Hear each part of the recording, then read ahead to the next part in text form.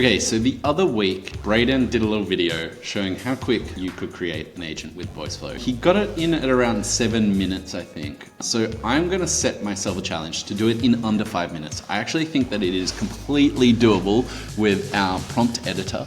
We'll start the timer right now. I'm gonna do this one for Notion. We'll go Notion, create the project.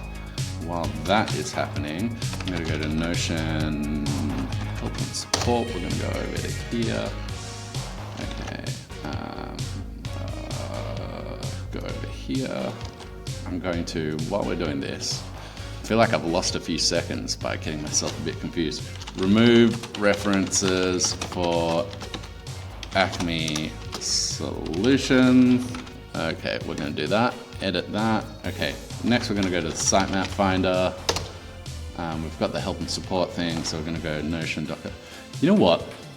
My gut is every single sitemap is /sitemap.xml, so I'm just gonna like give that one a whirl. Let's grab another one of these going. I'm on 3 minutes 45, so I feel like I wasted a little bit of time in there. Okay, then we're gonna go over to the knowledge base. Okay, we're gonna go over here.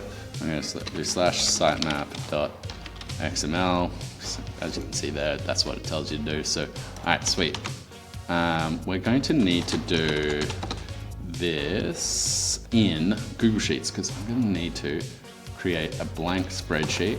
So we can only do 300 at a time in the UI. You can do more on the API, but you know, we'll do that. And then once that starts adding them in, I'm gonna go down here,